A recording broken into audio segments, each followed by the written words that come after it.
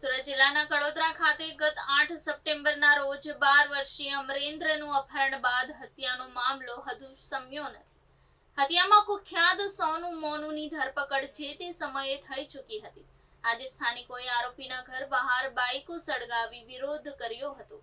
સુરત જિલ્લાના કડોદરા નજીક ગત સપ્ટેમ્બર માસમાં કૃષ્ણનગરમાં 12 વર્ષીય અમરેન્દ્ર મહંતો નામના 12 વર્ષના બાળકનું અપહરણ કરી ખંડણી માંગવામાં આવી હતી અને અપહરણ બાદ અપહરણ કરતા એવા સોનુ મોનુ અને સાગરીતોએ બાળકની હત્યા કરી હતી. હાલ સોનુ મોનુ બંને આરોપીઓ તેઓના સાગરીતો સાથે જેલમાં બંધ છે, પરંતુ ઘટનાને 3 માસ બાદ પણ આરોપીઓ સામે સ્થાનિકોનો રોષ હજુ શમવાનો નામ નથી લેતો.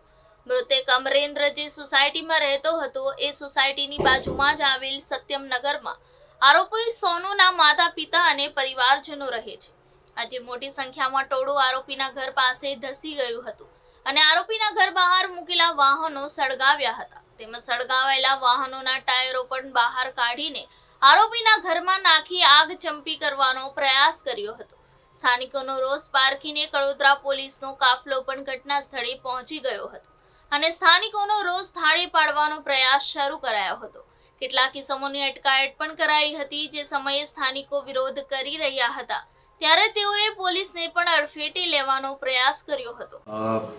આજ રોજ કડોદરા કૃષ્ણનગર સોસાયટી ખાતે આપ જાણો છો એ રીતે જે સપ્ટેમ્બર મહિનામાં 12 વર્ષીય બાળકનું જે મર્ડર થયેલ એ આરોપીનું ઘર પણ ત્યાં છે અને એ મરણ જનાર બાળક પણ એ જ સોસાયટીમાં રહે છે.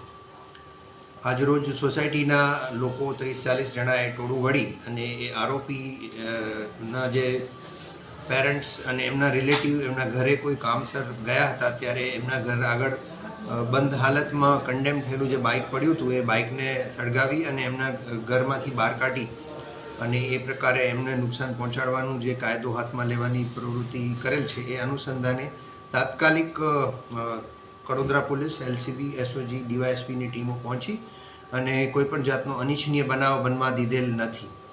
પોલીસે પહોંચી પરિસ્થિતિ થાળે પાડી સામાન્ય લોકોને સમજાવીને રવાના કર્યા છે અને જે સોસાયટીના અમુક 8-10 લોકો જે ખરેખર કાયદો પોતાના હાથમાં લીધેલ અને લઈ રહ્યા હતા એમને પોલીસ સ્ટેશન લાવી અને ડિટેન કરેલ છે.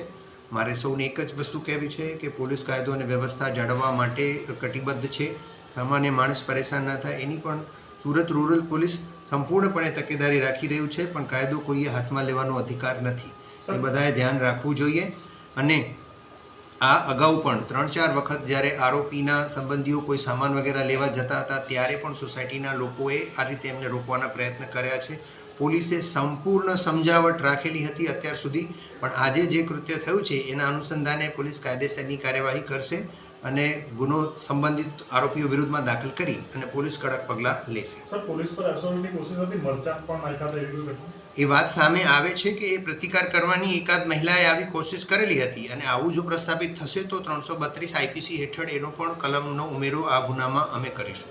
Okay sir, thank you.